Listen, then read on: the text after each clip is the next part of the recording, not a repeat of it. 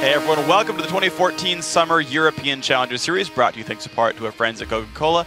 I'm David FLICKR. Alongside me is Aiden Zyrene Moon, and this time I don't care how you're doing. Let's move on to today's schedule. This week we are wrapping up the quarterfinal round, starting with today's matchup between 4th-seeded Forever Zenzig and 5th-seeded SK Gaming Prime. I'm doing great, Freak, and there isn't a clear favorite in today's matchup. Forever Zenzig has a slightly higher seed, and they dominated their opponents in both its Summer 2 matches so far. But there's a question mark next to this team right now. Forever Zenzig didn't qualify for the Summer 1 series, so we don't really know how they'll perform with the competition when it gets tough in these later rounds. Yeah, see if they can keep pulling those wins out for themselves. Of course, on the other side of the rift is SK Gaming Prime, who did qualify for the Summer 1 quarterfinals. However, they lost to H2K Gaming, who eventually took first, so that's not really a bad performance by any means. But now they've got a big challenge ahead of them starting today. Their jungler Broken Shard left for the Copenhagen Wolves. We saw him play today in the LCS, and they've got a replacement now. Yeah, and their replacement is the jungler Kikis, who competed against the Wolves in the spring promotion tournament as a member of Denial Esports.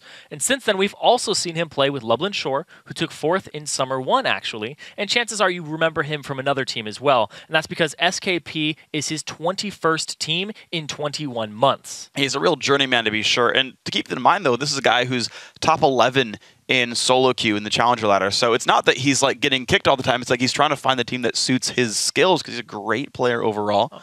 I think he can fill those shoes. So we're going to see if he can fill in for Broken Shard properly here. Now, after last week's quarterfinal matches, here's how the bracket shapes up for everyone else. H2K Gaming advanced to the semifinals 2-0 over GG Call Nash and is awaiting the champion of today's match. And on the other end of the bracket, it's Ninjas in Pajamas, who also advanced to semifinals in a 2-game sweep. And that one was over Unicorns of Love. And NIP will face the winner of tomorrow's match between Gamers 2 and Playing Ducks. And within the Challenger Series, every time you win, you get awarded points. At the end of Summer 2, the teams with the 6 highest scores will qualify for the playoffs. And right now, there are already 4 teams who have done so. H2K Gaming, Ninjas in Pajamas, Gamers 2, and Lublin Shore. Those are all into the playoffs. Yeah, and that means there are 4 teams vying for the 2 remaining spots at the moment. Playing Ducks, SK Gaming Prime, and Forever Zenzig control their own destiny and can reach the playoffs with wins. In fact, whoever wins today will be guaranteed the 5th playoff spot. And the 4th team with a chance at a spot is going to be Unicorns of Love. Now, they lost last week, so they can't earn any more points, but they could still make the playoffs with a little bit of help. And if you need help yourselves keeping up with all those playoff scenarios, just log on to the overly supportive lolesports.com. Under the Leagues and Tournaments tab, you'll find scores, schedules, links to VODs, and everything else you need to follow the Challenger Series and the LCS for all of the 2014 season. So supportive, it's like Sona and One for All. Today's best of 3 matchup is about ready to begin. It's Forever Zenzig going up against SK Gaming Prime. Forever Zenzig do have a couple of good players in that team. Yeah, they do. Especially Kobe, who was formerly on Denial, and Senkux. This guy has a 13.0 KDA in Summer 2, and that's actually a really big shout out to both those players. It's the AD carry in the mid laner, if you guys didn't know, for that team. Senkux was on the 4th place team Reason Gaming from the previous split. Right. Previous season, actually, back in spring. Right. So he's a veteran to the Challenger scene, and he's been a phenomenal mid laner through and through. Yeah, and overall, it's a pretty strong roster of players on all that. But they're all very young. Yeah, they are, and they've got enough. You know, they've got a lot of good players though on there, and yeah, we're going to see them kind of keep leveling up throughout time as well. Want to talk about SKP a little bit though. They had Broken Shard in there, of course, who did move over to Copenhagen Wolves. He had a pretty reasonable performance overall as a player, but of course, he got pulled up to the big leagues, so he's got to get replaced. Yeah, and his replacement is Kikis, who had a 4.21 KDA in 2014. He's been through multiple Challenger Series splits on different teams. We talked about him earlier, 21 teams in 21 months, because he's just such a hot commodity. He's one of the top junglers in solo queue, and everybody's trying to get their hands on him, but they slip through every time when they don't perform up to his standards. Yeah, and it's interesting, though, because like his old team was Lublin Shore, and they actually will make the playoffs. They've got to find a replacement for him, but that's kind of the thing is we've watched throughout Challenger Series, like individual people who rise up, like this guy is an all-star, this is a guy to watch for, and you've got guys like Ko as well as Trashy, 2 big junglers on, I guess, NIP and H2K respectively, where like these are guys to watch for, they're big playmakers for the team, and they stand out above the rest. Kikis is one of those guys who's like almost there, like he's, I think, slightly below those 2 players, but you get that one good team where it works for you. I think jungling more than any other role is very team reliant in terms of looking good. And then maybe Kikis is actually like the new big thing. You know, we saw, you know, for example, Shook sort of overtook Diamond as like the big jungler this year, for example, or Diamond was forever like the big jungler to look for. And you're always going to see that one player kind of say, "Look, this is my year. I'm going to rise up and be the guy." Yeah, Diamond, the innovator, and Shook just innovated on him today. Yeah, Riven. Yeah, it was actually a fantastic performance from him. Remember we were talking about the Brutalizer, Hexdrinker. What's he going to go? He's just full offense. Let's do it. Bunch of offense early on. He got a whole bunch of kills early on. So Shook, if he was on your fantasy roster, bunch of points for you. Congratulations on this one. We are going to start out with champ select here, though. Game 1, best of 3 quarterfinal. Winner goes to the playoffs. A rather important match for these two teams. Xerath removed away from Watt to Fox, Cassidy away from Zencooks. No big surprise there. Yeah, Xerath picked 3 games today in the EU LCS. A little surprising to me, but also the fact that he's in the meta again means that more assassins are going to come back into the meta, more gap closer type champions. So if he keeps rising and keeps being so popular, people might let him through and start countering it. I gotta see what these guys end up doing, and that is kind of the big thing. Is there's a lot of these popular picks where if you can rely on them being picked, you can build counter strategies, and that's one of the big things I think with teams that prepare for specific opponents. I think in Challenger Series you have the time to do so. Your matches are 1 to 2 weeks apart, and you can be like, okay, we know what they're gonna go for. Get your strats together. Gragas removed away from Smitty here. Caitlyn away from Kobe. These are all, again, bans where you know your opponents play certain champs, and so you remove their specific champion pools. Yeah, and right now, Kobe has a 13 KDA, but those are both on Caitlyn. And also, Kikis, his most played is Lee Sin. His name might actually even be after Lee Sin. Just kicking people into everybody. But he has a ton of games on that, and his second most played is like a third of that. So he's really known for his Lee Sin play. Well, we'll see if he can kind of keep up with something else in the roster, though. Lulu going to be grabbed right away for Forever Zenzig. And now SKP Prime going to look at just the old standby lanes. Why the heck not? Lucian Thresh, a great duo lane overall. No bans aside from the Kate.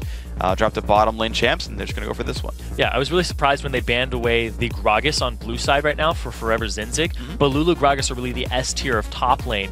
Gragas actually beats Lulu in a head-to-head, but Lulu will scale later into the game, even if she's shut down. Like Gragas, if you shut him down, he's kind of limp in the late game. He's not very effective. Yeah. So they ban that away, first pick the Lulu for themselves, and secure that matchup, because that's going to be a safe lane now. There's nothing currently in the game that holds toe-to-toe with that. At least something that people have shown so far. Discovered. That's the thing, is like champs come out of nowhere all the time. People hadn't played top Lulu despite not being changed in forever, and then realized that she was good. So it's always fun to see, like, oh man, this jungle Riven's the new thing. I want to see how the adaptations keep going on.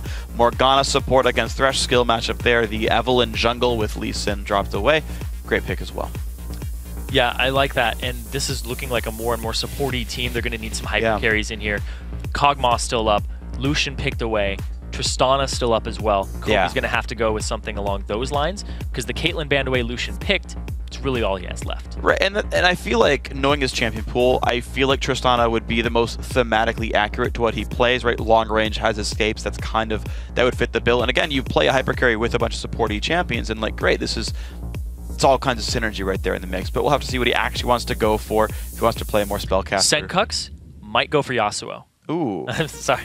I was like, you want to jump Epiphany. In there. Yeah, no, Epiphanies are very worthwhile jumping into, because you never know. But looks like he's not going to pick that just yet. I mean, it could be Rise mid or top. Normally, most people have that in their pools regardless. I don't see a lot of Rise from Smitty, but you never know. Rise is actually pretty decent against Yasuo. Your Binding, your Rune Prism can go through the Wind Wall, and then you can just reposition yourself around it. Also, his cooldowns are so low that you can get in between Wind Wall cooldowns very easily. Around that 5-second mark, and then you just reduce them more. Yeah, basically Rune Prison is the big part of it. Is you can stop his dash mid dash with Rune Prison. It's the best word I could use for that one. It's a verb too, ha! And that one doesn't get blocked up by the wind wall, so it makes life pretty easy for you in that case. Do have to be slightly concerned about the Kog'Maw versus Lucian matchup in a specific case, just because you can get harassed down, but if Forever Zenzig can play around that, then Kobe's going to be pretty well set up. Zencooks going to make his own choices. Again, you can't just guarantee where that Rise goes, but we've seen Cinder vs. Rise a number of times, especially in the North American LCS.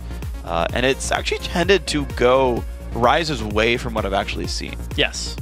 Yeah, it has been, which is a little surprising to me that he's going to go with the Syndra here, but he's trusting his ranges. He's trusting that he can stay out of his little mid-range zone and just use the long-range pick of Syndra, because you can Fog of War bush somebody. Yeah. If you clear the wave and then you roam, it's usually in Syndra's favor, because even if you don't roam all the way and you stand in a bush, you can pick people off very easily with a full combo. And that's the cool thing about Syndra. She's just so good at picking people off. In terms of like, I know, like, but I think like the beginning of this year, the end of last year, one of the big things commentators would talk about in Champ Select is like what a comp would try to do and be like, this is a pick comp, this is a team fight comp, this is a split pushing team.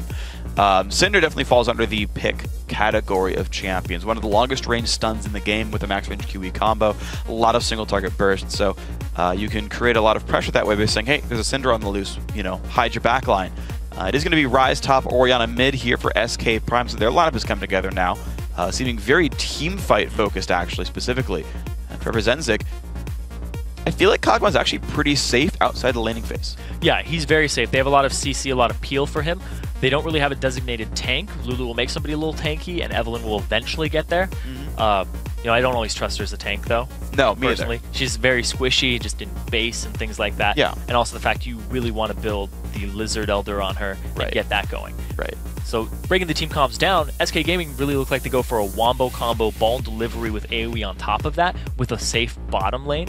And then Forever Zenzig look like they have a little more pick-oriented with some Kog'Maw team fighting, but it's a multi-threat pronged team. True. Kog'Maw, Syndra, you have a lot of focuses here that are very squishy, and if you divide them, you might be able to conquer. And the fact that Evelynn is going to be trying to come in and flank and set up the fight, you have a lot of things that it's on the shot calling of the enemy team to figure out who we focus, who's in range to focus, because these are very long-range threats. Yeah, absolutely the case. And if someone gets caught out, Jarvan goes in, the team's not ready, you're going to die to a Kog'Maw in like 4 seconds or less. So you've definitely got some concerns here on both sides. You play it right, though, you're going to be good to go. Game 1 about to be started up here. Best of 3 once again. You win the game, you win the series, you are in the postseason playoff. That's a pretty important point right here. As the bracket goes on, we can see who's going to be able to guarantee themselves a bye in the first round and how high the seeds can go. But it's going to be the big test to see how well these teams can play right now in this series. This is the test right in front of them now. See if they're up to it right now. Standard utility for Ryze, and the mana coming through with the Sapphire Crystal. 530. He almost has more mana than health level 1. Not quite, though. It's a lot of extra base damage on his abilities. Yes. He will hit you rather hard. He's also running movement speed in his quintessences. He's running with the, okay. It looked like it's pretty standard. 377 move speed. That was actually quite fast. If you go deep utility, you have the out-of-combat move speed, the extra move speed, the 1.5% from the Tier 1 Mastery. Looks like SK Prime. Yeah, they are running in here to look for some plays down to the jungle. I don't remember if they got spotted by the initial ward put down to the front side, but look at all these pings they're going for, saying, hey, check out people might be over here. Look, put your wards down. It is a very safe warding expedition for Forever Zenzig. They actually pinged out both wards that came down for SK Prime's invade. So, 4EZ knows actually everything that has happened so far in the early game. Yeah, but all these wards from Forever Easy, they're going to have a lot of coverage of this early game. You said they see everything. They're going to see it for a very long time. They're going to know which buff is started at, and they're going to know what SK Prime knows about them. That's a big thing, too. Because if you know what your enemy knows about you, you're like, okay, we can juke them. We can make sure that Lulu doesn't show himself so that they don't get a 2v1, things like that. Yeah, and that's the thing is the wards are also going to time out soon enough that Evelynn can actually remain hidden by the time she's gotten to her second buff here as well. So Rollighead, it's actually the guy's last name, by the way. Yeah. Learned that one. He tweeted at us.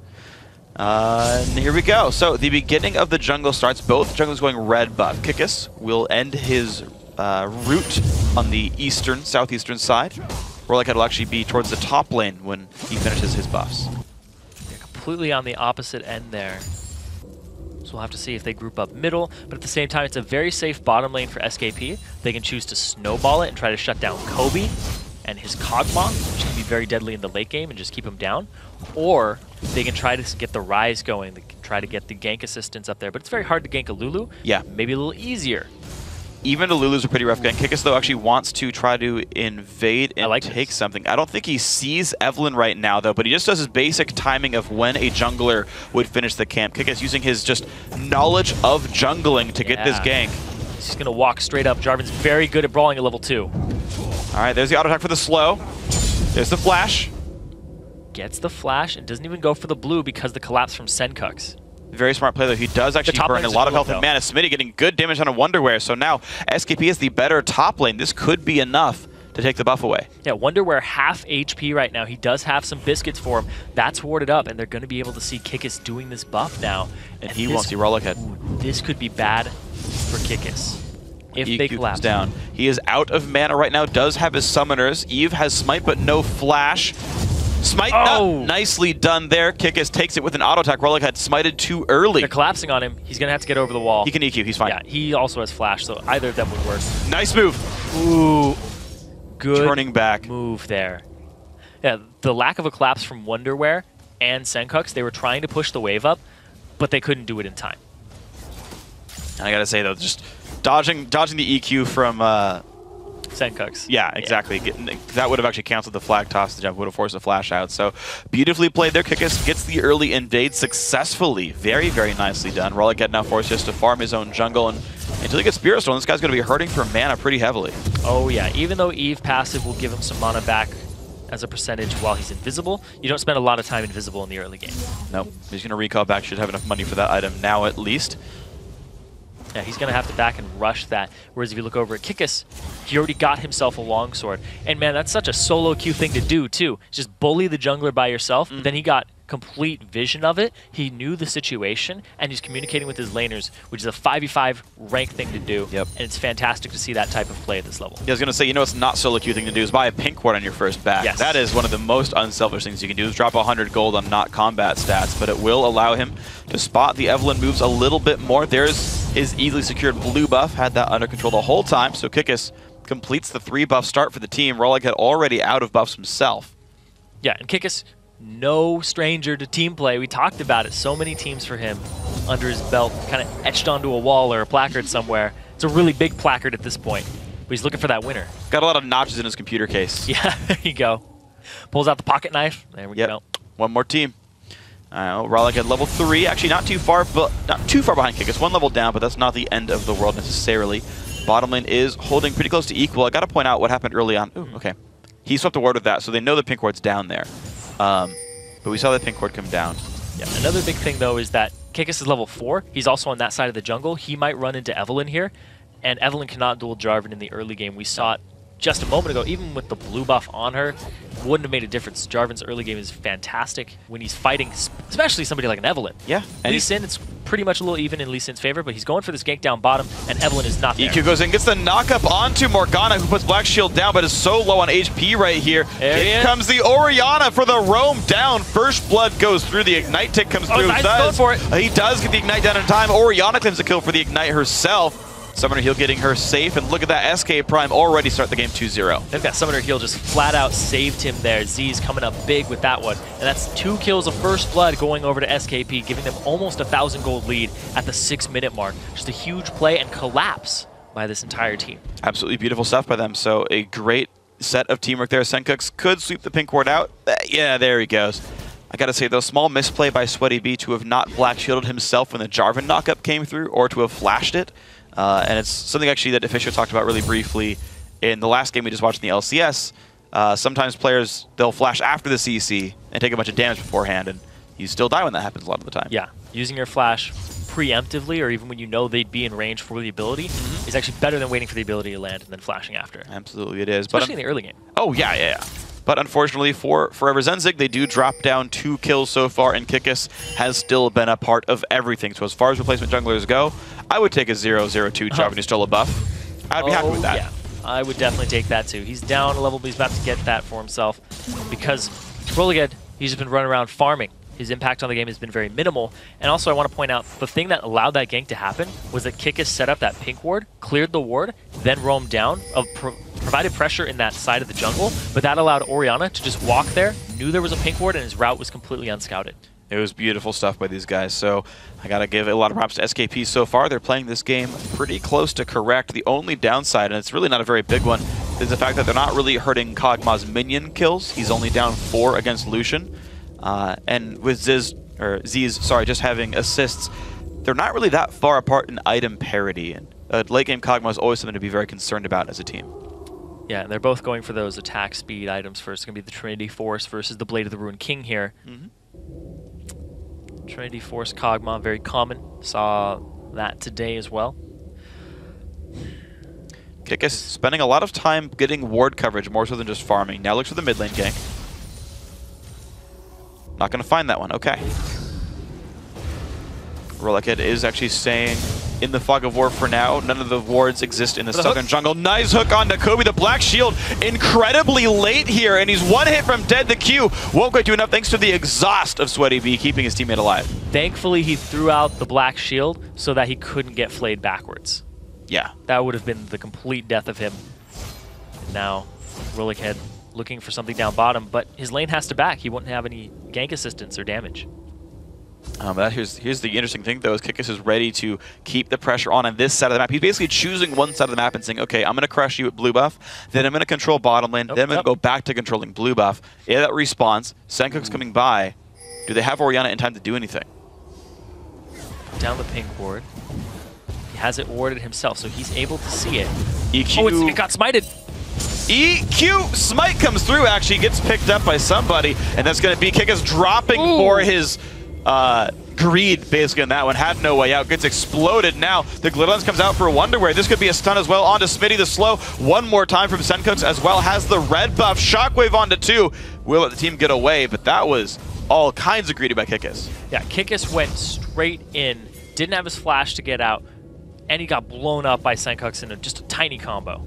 You gotta be careful, man. You are basically full squishy as Jarvan. I know most of the junglers tend to start 21 points offense in masteries, and I'm silly for not knowing this for sure, but I feel like Jarvan's one of those as well. Yeah. Who would put 21 offense, 9 points defense, not a lot of tank stats early game, and gets punished without having any defensive items. Yeah, you typically do that so you can brawl other junglers, you can 1v1 them. Because if you didn't, you'd just be a tanky little wall and just buy time, but that doesn't allow you to invade, because then the more time you buy it and invade, the more time the enemy has to collapse on you. Absolutely. So, Kickus, unfortunately, too squishy for that one. Bottom lane actually starting to spread apart a little bit more. The recall for Kog gets him a Phage, but that also means a 18 minion lead here for the SKP bottom lane. You're seeing them up 1,000 gold overall as a team. They are doing pretty well in this game, despite being, I guess, slightly lower or worse seeded in this tournament. Yeah, I don't know how indicative that is of their play, though. Not much.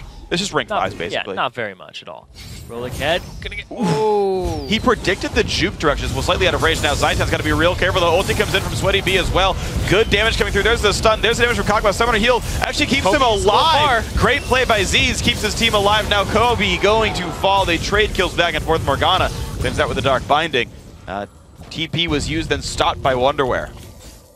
I don't know if it was stopped or Smitty interrupted it with Rune Prison. Either way, I mean, yeah. At this point he shouldn't have gone through anymore, but I think Rune Prison might have been a big part of that.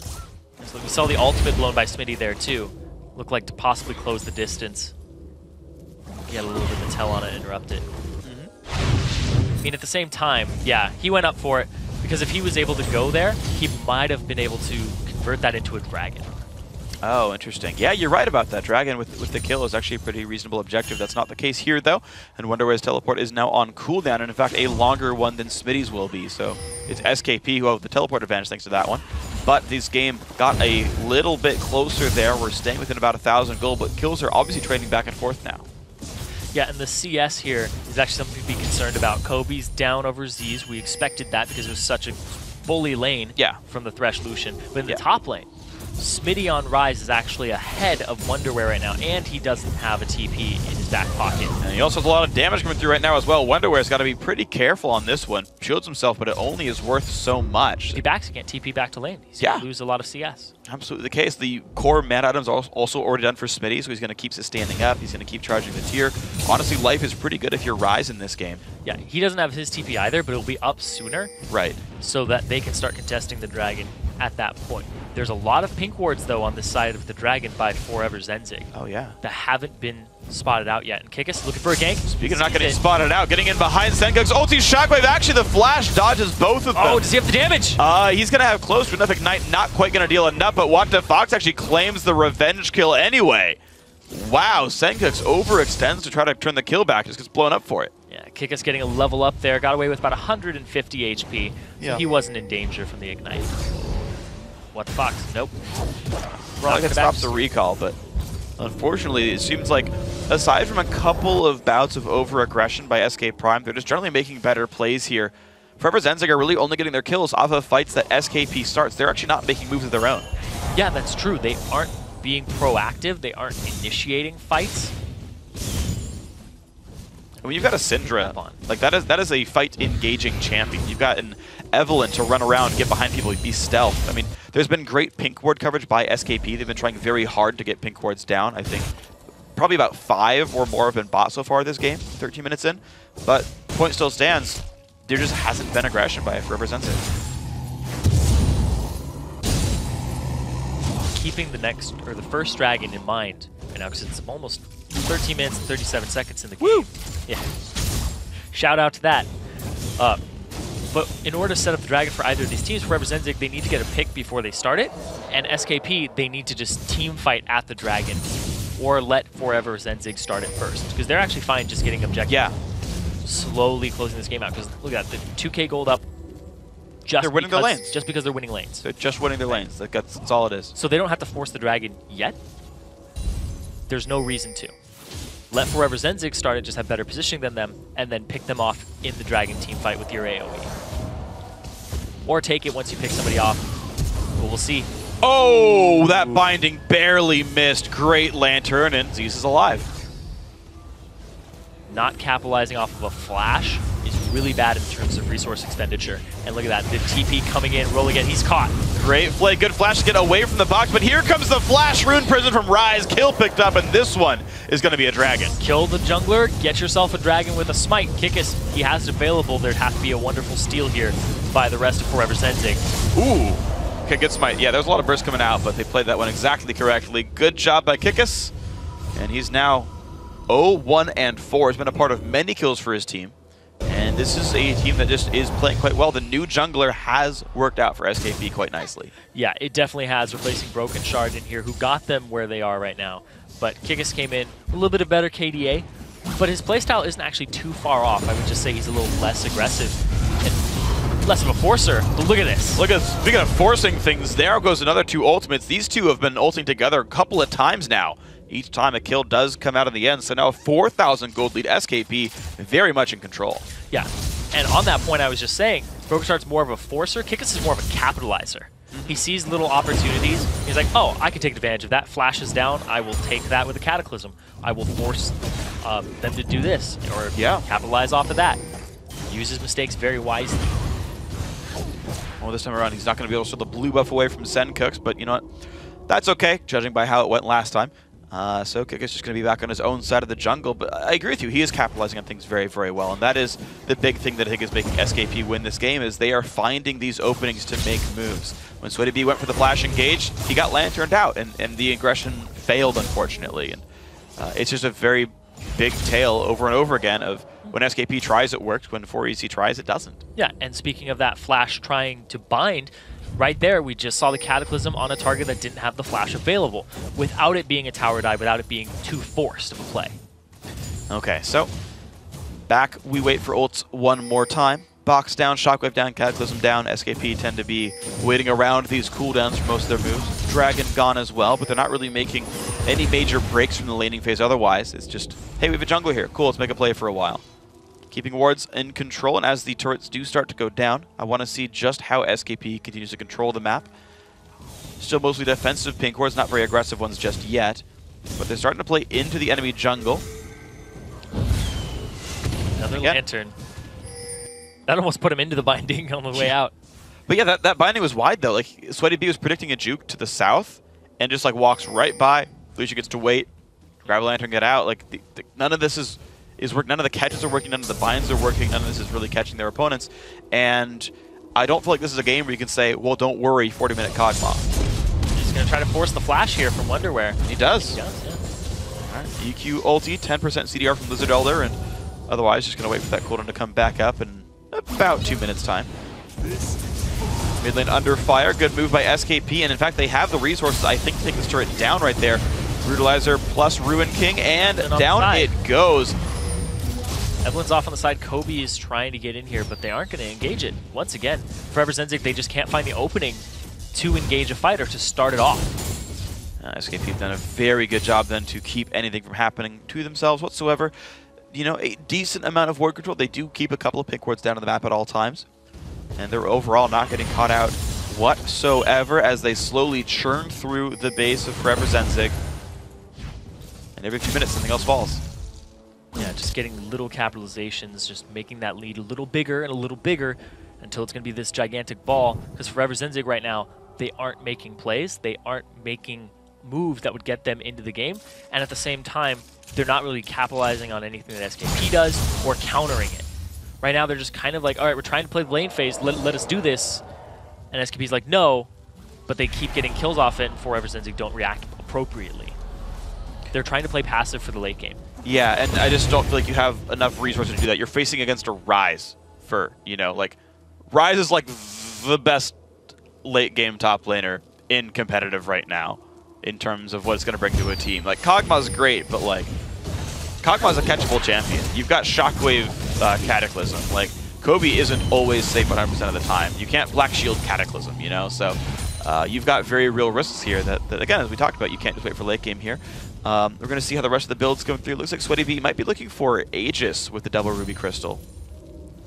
That's the only thing I can think of that would build out of those two items. So some more magic resist for the team when you're facing Orianna Ryze. That makes a whole bunch of sense. But basically, so since the only team we're really seeing make plays is SKP, I just want to kind of keep looking at them and what they do. Because you realize, so first of all, if they win this series, they do go into the playoffs. But from the playoffs, you have to actually win, you know, top 3 to make the promo tournament. So this is a team that is going to have more tough competition ahead of them. Not even just Forever Zenzig for the rest of this series, but if they even go farther, you know, teams going to look at them to beat them in playoffs. They're going to want to be able to beat other top teams like H2K, which whom I believe they will play in the semis if they win here. It'll be a rematch, too, because they got 2-0'd by H2K previously. Right. But that means we also haven't seen their full potential or what they're actually like, because H2K... Yeah, they beat everybody. They 2-0'd NIP in the finals. Right. So it's like, is SKP on NIP level? Don't quite know. Yeah. And the test really for me is always like, can you keep pushing your advantages forward? That's always like the easy litmus test for me, is if you stall out for a while with a gold lead, I feel like you're generally missing opportunities. And basically, all we've really seen from SKP since the last Dragon was they sieged mid once. That's a little bit concerning to me, just because I feel like there should be more plays available, ways to rest ward control, take us out of the jungle, steal a blue or red buff. Not seen any of that yet. Yeah, and right now, since the last Dragon, it's been 6 minutes. It's about to come up again, and Forever Zenzig are in a position right now to set up for it. Okay, 4EZ have grouped up. They got the Sun and a Zaitan. There comes a bit of burst, but no Syndra ulti comes through. They didn't commit to actually killing off the Thresh. He loses a bit of health, but he's back in this game, and SKP are going to start Dragon for themselves. Both top laners have TP. Well, the vision of it is there. Rollickhead, not vision quite yet. Not smite distance. They're going to try to smite fight this. Smite fight comes out, and it goes to kick us right there, and now the engage comes through. Shockwave hits only one rare, but he goes down thanks to Ryze, even despite the wild growth. Into the back line goes Kickus. He finds Sencooks as well. Ulti hits Kickus, but he's going to stay alive through the shields, and more kills keep coming through. 3 so far. The rest of the team forced to run away on this one. SKP winning again. Huge team fight there coming out on top. WattFox still has Flash. Don't know if he's going to try to keep going for this one. Instead, they're just going to get some objectives off of it. No, he actually does want this. He flashes the binding. Flash the binding, finds Kobe. In comes Kickus as well. Mid-tier 2 is going to be theirs for sure. We'll see if they can grab much more. Only 22 minutes into the game, and these guys are in a commanding 9,000 gold lead already. Off of that Dragon and that team fight, the 4 for 0, and now they're going to get an inhibitor turret for it, or at least attempt to get one. That's going to be their turret for sure. It's a 5v4, so out they go. Jumps to his own flag, and this is going to be a safe situation. Now 10,000 gold the lead. Very significant margin there. SKP, well, they waited for the next Dragon, but when they took it, man, did they explode. Yeah, that was the type of situation I was talking about, where Forever Zenzig at the Dragon need to get a pick before it starts. They almost had the opportunity onto Zaitan. They couldn't blow him up, though. Then the team fight starts after SKP has started up the Dragon. And like I said, you want to bait Forever Zenzig into this fight if you're SKP. We see the smite from Kickus, he picks it up. The Shockwave hits one and gets another flash, and then Sweaty B comes back into the fight, and Wonder where gets taken out despite using his ultimate, and they go straight for Sencooks. Kickus locks up the back line, and they just shred through everybody else. And this was exactly what SKP wanted coming into that Dragon. They wanted to have it started up, and the positioning with an Orianna, Jarvan, and the rest of their team, the Rise on top of it with the TP on the ward, was impeccable. And then he swaps over to Kobe here, and you see the final pickup. I really like the little things he did, right? Walking over to pick up the ball as well as like switching targets halfway through. He was like, I see a Morgana. Wait a second. I see a Kog'Maw. Good stuff. So SKP down the line. I think all the players are playing awesome. Every single lane they were winning. And Kikis had one over-aggressive move. That was it, and otherwise has been playing really on point. Hasn't missed a single smite all game either. That's actually an important skill. It's hard to track, but so far, he's been perfect. Yeah, he has been. And the over-aggressive move that he made was the one for the buff steal, but then he ended up giving buffs over to the mid laner on Senkux. Ooh. Senkux didn't do too much with it. For like I just want a smite fight, took the big wraith. Oh, Kikis isn't perfect anymore. Yep, never mind. It's trash. Replace him. Needs another new team next month. Just get dropped. He missed a big wraith. Look at that. Look at that gold difference between the two junglers, though. Oh, 1,600 just between the two. Yeah, that is very, very rough. They just, and you talk about Evelynn not being a real tank, oftentimes. This is a situation. Eve needs a gigantic gold lead to be a real tank in a game, and that is not going to be the case. Giant's Belts as the only tank item, 24 minutes in. Not exactly a durable champion. SKP, they don't go for Baron. They do have some ward coverage over it to a certain extent, but their game plan is actually, with this gold lead, let's siege bot. Here comes the push on in. Ball comes out to zone Kog'Maw, where you can see Kobe can't attack anything. It is just Senkux who can defend this. Speaking of durable champions, Kikis doesn't have any armor. He's gone all magic resistance now to withstand the combo from Senkux, which has been his death the first time and almost killed him the second time. I mean, you think about how fast they're playing this game. 20 minutes is about the time you're going to have roughly just Triforce and like some other kind of junk piece while you wait for more items to come through. If Kog'Maw were ahead, if he had a good lane, if he had 230 CS, if he had a kill or two, if his team had dragons, he'd be sitting at about 2 items, and it would be a real threat for Kikis. Yeah. The fact that Kog'Maw only has Triforce, hasn't gotten any kills, hasn't even gotten much CS, you don't have to buy armor right now. Yeah, and the 2-item spike for Z's at the same time. And he's been known to carry this team, but right now, everybody's pulling their weight. And they're all pretty fat. Yep, they're all pulling a lot of weight right here. They all count for 2 champions, so it's basically 10 on 5 right now, and that's going to make life pretty difficult for Forever Zenzig. Mid inhibitor nearly gone. Of course, they got that turret earlier off of the earlier Dragon Fight victory. Pokes are coming out, Wonderwear half HP though. Stun lands into Rise. Rollick though, look at that, just takes so much damage. And there we go, inhibitor's gone. 25 minutes in. The very fast inhibitor there for SK Prime. Z's picking that one up and backing out of the fight. And now, a minute until Dragon. Again, they keep getting these objectives before the Dragon comes up, and if they set up for it properly, it could be another one fight for them. They absolutely could. I don't even think you'd contest at this point. Like, Forever Zenzig needs some kind of miracle where they look at something that's not a 5-on-5, such as ganking them at Baron. Like, Dragon's not deadly enough to make that a 5-on-5 these guys can win. Like, Baron, maybe, and double Nexus turrets, maybe an inhibitor turret, but like, you need lopsided odds to make this work. You either find the random pick because of Evelynn Syndra, or you find a lopsided actual team fight. Those are the only ways I see Forever Zenzig doing well here. It'll be a big team fight, the next one that we see, because everybody has their flashes available. It's going to be a very mobile fight.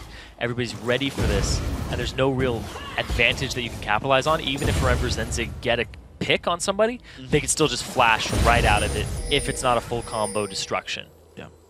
What I do have to commend Forever Zenzig on, though, is that you actually mentioned all the flashes being up. This also means that Forever Zenzig have made sure they have not gotten caught ever since that last team fight. They've had to give up turrets that, like, you just have to, like a tier 2 with a 10,000 gold deficit is free. You cannot contest those properly. And outside of trying to find individual picks, which I think maybe they could have at some point in this game, the fact they're not limping into fights, like, stupidly is the right kind of thing. And the Scrying Orb from Kobe shows the Baron, but that's all it's going to do for a short while. There's pink wards just lining this area. Fine. Contesting it. Rolling head off on the side. At the same time, though, Dragon's being done by Smitty. All right, you know, that's safe. He's got TP. He can get out. It's going to take him some time, to be honest. You're seeing actually he's losing the battle slightly. Of course, Dragon, as of a few months ago, does % damage reduction instead of % attack speed reduction. So it hurts people like Ryze pretty badly. Oh well. He tried. Raw again. He sees there's a pink ward there, so he knows he can't slink in too far. He also sees them. Yeah. Oh, he knows they're not actually doing the Baron. And SKP have no idea they didn't get seen here. Yeah, because they can't see Evelynn yet. They're still waiting. But the thing is, this is fine. SKP are split pushing with Ryze. They will pull attention. Mid lane will push in. They will at some point require significant attention elsewhere by Forever Zenzig, and at that point, it's a Baron. Unless you get outsmited. Yeah. Kikis has a better record in smites this game, though. This represents his chance to get back in the game.